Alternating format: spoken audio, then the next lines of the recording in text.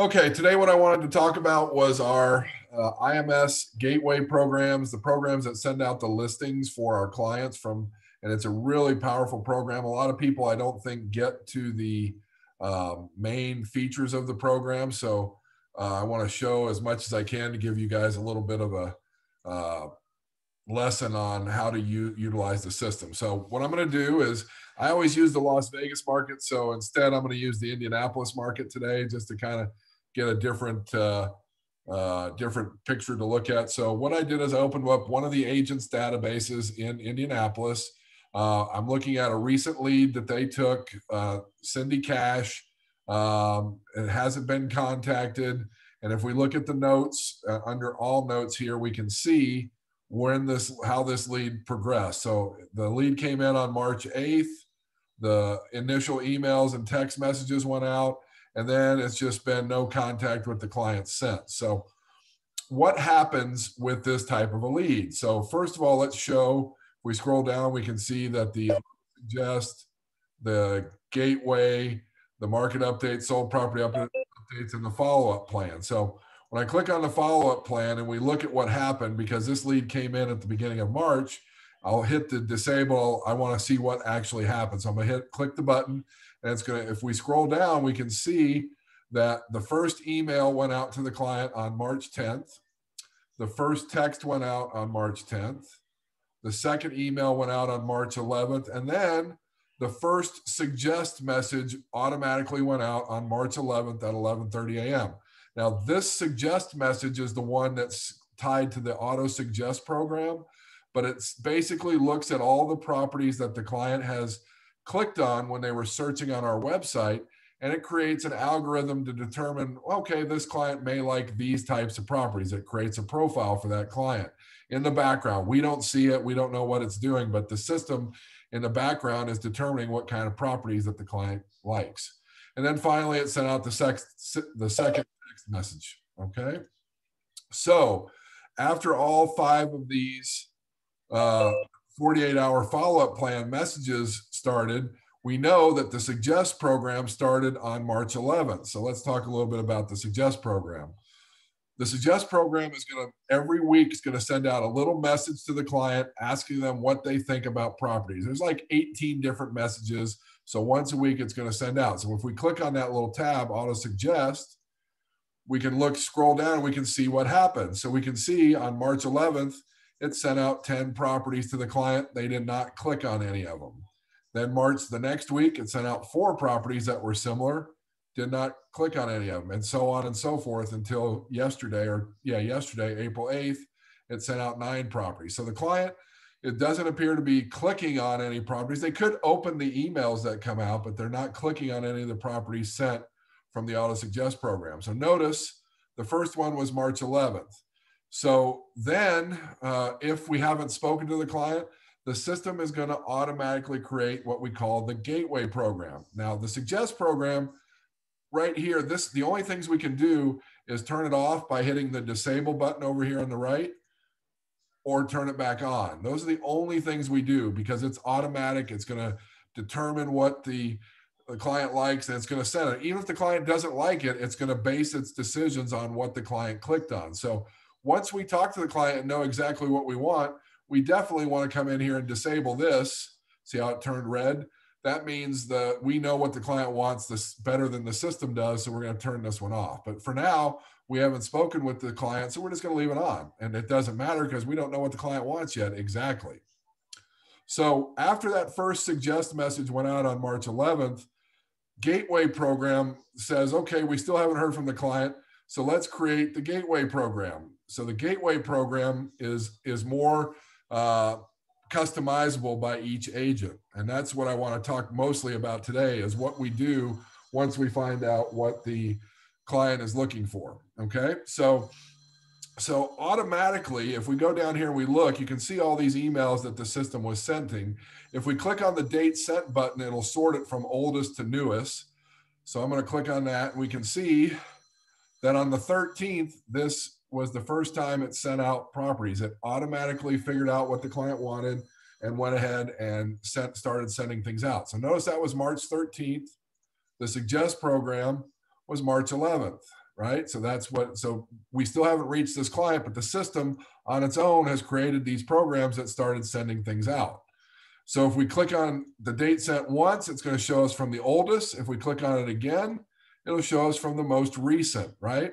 What's cool about the Gateway program is we can also see how many were sent each day. So most recently, yesterday, 2 were sent, but the client didn't click on any of them. Back on April 3rd, 1 was sent. The client didn't click on any of them. But on April 2nd, 4 were sent, and the client clicked on 1 of the properties. So this is a good place to see what has happened with all the emails that we're doing. Now, if you just went and you clicked on the Gateway tab, it's going to sort by the most recent viewed and not by the dates, right? So if you want to see everything that's been sent, you got to click on the column header, date sent, to see the oldest. Click it again to see the most recent, right? So that's how you can see everything. But when by default, it's only going to show you the most recent ones that the client clicked on. So when you first click on Gateway and you scroll down, you can see the most recent, April 3rd, was the most recent look by the client. By look, I mean they clicked on something from the email, okay? Again, guys, if there's any questions as they go along, feel free to, unmute yourself and ask them. But I wanted to show you this to begin with, and then we're going to get into how we do this. So if you look up here at the top, you can see the client has opted in. This is all automatically happened. We haven't done anything to this search yet because we haven't spoken to the client yet. They still haven't been contacted. So the client is actually looking at properties without us even talking to them. So now we got to decide, once we reach the client, what happens. So the first thing I would do is get all the details from the client, figure out what kind of house they want, and so on and so forth. The first thing I'm going to do is write all that down, go into auto suggest, turn it off. Then I'm going to go to Gateway, and I'm going to come in here, and I'm going to say, okay, this is the current one we have set up, but I just got some information from the client. So I'm going to go in to the criteria, and we're going to view and edit what they want. Okay. So I'm going to make this bigger so we can see it a little bit better. It's probably still pretty small on you guys' screens, but let's just go over this a little bit, and we'll talk a little bit about what's going on. So in this criteria area, we have all the criteria that the system has automatically set up. So when you see these things where something is entered, or you see a choice made, that means the system has automatically created this, right? Up here, there are several options to see what's gone on with this current search. If I hit view current criteria, it's going to give me a list of everything that's currently being set up. If I click suggest compare criteria, it's going to say, look, oh, here's all the criteria that is currently in the program, but here might be what the client wants, suggested criteria. So this is a place where I can kind of see what the client may have been doing based on their clicking, but I just got off the phone with them and I know exactly what they want. So this is more useful when you don't know exactly what the client wants, or maybe the client hasn't responded to you in a while and you just want to check to see if they're clicking on anything new. So you can see, just as an example, the list price that's currently in the search, $95,000 to $373,000. The suggestion is $115,000 to $373,000. So based on their recent views, the price went up a little bit, okay? So that is the suggest compare. We'll talk about that here in a minute. We've got mapping criteria. If we click on it, it'll show us where all the properties are that are currently available. It says there's currently 16 available. All right. Let's see here. So if I wanted to use this map search, there's these mapping functionalities right here. Let's say I wanted to say, you know what, they only want the ones on the east side of town. So I'm going to draw a square around the east side of town, and it says, oh, now there's only 4. So you can use the mapping to kind of narrow down your search if you chose to do so. All right. Calculate properties is just that. You click on it, it's going to tell you how many properties match the search you just did. View properties, send email. So if this was the first time, or you just made a revision to the criteria, you would go in here and you'd say view properties, send email, and you would pick and choose. There's 17. You can actually select all of them by clicking this button, or you can go down and pick and choose the ones you want to keep. Oh, I don't want to send that one. I don't want to send that one, you know, and you uncheck. So I'm down to 14, and now I can send it off. So once I send that email, those 14 properties, tomorrow it's not going to send any of those again. It's only going to send the new ones that hit the market. Okay. So that's the idea. When you first set up a search, you've done it. Now, this current search has been set up for a while, so it's just sending the new ones that match the criteria. As soon as I change anything, it's going to want me to send the first one. So every day it will send based on the new criteria. You've got a save criteria button and you've got a revert criteria button. Revert criteria means it goes to the last one that was saved, or I can hit clear criteria and start with a blank slate. All right. So all that stuff is up here to be available. So now that I've cleared everything, you know what? I want to see what the system tells me. I'm going to go to suggest compare. And notice how nothing is currently set, but here's the suggestions. I can say select all. You know what? I don't care about the area. Let's get rid of those. MLS area, zip code. I don't care about the levels. They do want condos. They do want 1974. They do not want short sales. And they do not want contingency deals. And I don't care too much about square footage. So as long as it's 2 bed, 2 bath, this price range, this is what I want to see. So now the blank slate, if I check these boxes, I select use selected check criteria, hit OK. And now all that new criteria is in here. If I hit calculate properties again, now I'm up to 106 options. So again, just by making those small changes, I can do that. But now let's say, you know what, I just got off the phone and the client told me they wanted only to 200 to 250,000. So I'm going to change the price, 200 to 250,000. And they said they wanted basically 3 bedrooms and 2 bathrooms, right? So let's see what comes up if I do that. 3 beds, 2 baths. I'm gonna hit calculate properties, and there's only 2. So now I've got a search that I can view properties, send email, find the 2 3-bed, 2-bath properties that they're looking for, and going forward, they'll only get new things that they want. All right. So that is kind of a quick overview of all the features. Now let's look at some of the ways that we can do things. Let's start with a blank slate. And let's say I just got off, I'm going to hit clear criteria. Now I've got nothing filled in. So let's say I just got off the phone with the client. The client says, you know what? I need to be maximum of 300,000. I need at least, I want to buy a single family or a condo. I want to buy a condo and I want it to be 2 bedrooms, 2 baths, and I need it to be at least 1,500 square feet or 1,400 square feet. So I'm going to put a minimum of 1,400 square feet. So I've got that basic criteria from the client, and I'm going to hit calculate properties, and there's 47. So that's the basic stuff that the client told me, and I get 47 results. One of the things I could do is I could go into mapping criteria, and I could see where all those were. And I know the client mentioned they wanted to be on the northeast side of town near Fishers.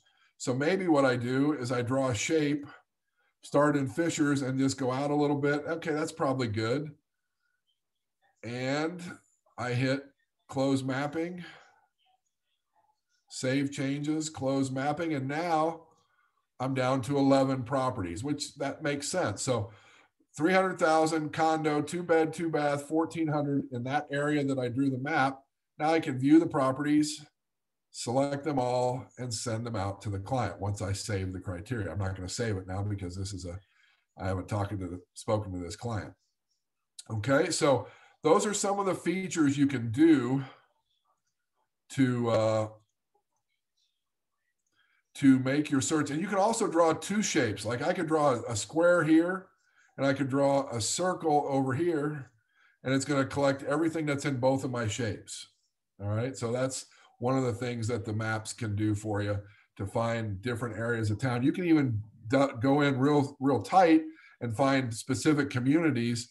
Maybe you want to draw around, just this block right here, and then you would have that to figure things out. All right. So clear selected shape, close mapping. Okay, so those are the things, some of the tools that you have. Oh, I meant to clear all, save changes. Okay, So these are some of the things you can do with these searches to get better close to what your client's looking for. Now, you'll notice just some of the basic stuff here. List price, you have to enter the minimum and maximum, and you can't enter commas. You can't like assume that it's briefly, just enter numbers, no commas. Notice how it even gives you a little hint. Do not use $ or commas, use full price, and so on and so forth. So anything that has a blank, those are things you can enter. When you see a green plus symbol, these are things you can't enter. You have to select from the list. So you click on the green plus symbol, and it gives you a list of all, in this case, the property subtypes. All right. Notice also that you have equals any if you have a drop down for equals none. So right now, I am telling the search, I only want condos, and it gives me 11 properties. If I said, you know what, I want everything but condos, I'm going to say equals no condos, show me everything else. Now there's 458, right? So that's what the equals any equals none is for. It's basically, by default, it's going to say, show me any condos that are available, but maybe I just want to eliminate condos, so I go equals none, all right? And that's how that works. You're going to have some that are yes, no, does not matter. And then the rest of them, you've got, again, contains. You know, when it says contains, you can pick contains or does not contain. Maybe you want everything except a certain MLS area. You'd put does not contain, right? Same thing, same type of thing. Those are your choices when you're going through. Anything with a plus symbol has options to select. And then anything blank, you would put in there. 2 baths, you know, 1984 and up. And like whenever you leave something blank, this means 1984 minimum, but I don't care if it's all the way to today. Or anything prior to 2005, I do that. You know, so things like that are what you would do to make your searches better, okay? Any questions about any of this stuff that I've shared with you? All right, so once you have set up your search, you can also modify the email that the client gets. So right now it says homes for Cindy from Krista, right? Maybe I want to say condos for Cindy from, or for Cindy from, you know, me, whatever my name is, you know, and you would change it right here. So notice also that it says send to primary email. And if there's a second person in the co-email spot, you have to check that box, and then both client and the primary and the co would get the email. By default, it sets up these searches for 5 years. By default, it sets things for only show properties with photos. And then frequency is daily, weekly, bi-weekly, or real time. Real time is only used for those clients that want to see something immediately, and they're going to get bombarded with emails if their search is broad. If it's a real tight search where maybe only one property comes on the market every month, this might be something you would do. But most of the time, you're just going to send out daily updates. Every night, our system updates the whole database once, and it'll send new properties every day to the client at a certain time in the morning, okay? Once you decide you don't want to send anything else to the client, that's what the pause button is for. Sometimes the clients will unsubscribe and stop that themselves.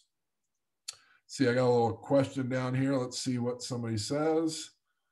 Sometimes the level feature messes it up. What is that? Okay. Someone asked a question about levels. That's different markets have different things. So the levels, I don't know why it's a default feature in the Las Vegas market, but it's basically saying levels, 2 levels, and it won't send any single story. So you want to probably turn that off on most searches once you find out what the client wants. So that answers your question, hopefully. We can talk. Or it doesn't work? I don't know, to be honest with you. I'd have to double check it. All right. All right. So those are all the basics for the Gateway program. And notice you can actually create a second campaign by clicking Create New Campaigns. There's really no way to delete a campaign. So once it's there, it's going to be there. The only thing you can do is turn it off by using that pause feature and turning it off. Okay. So that's really kind of the features that I wanted to go over today. Does anybody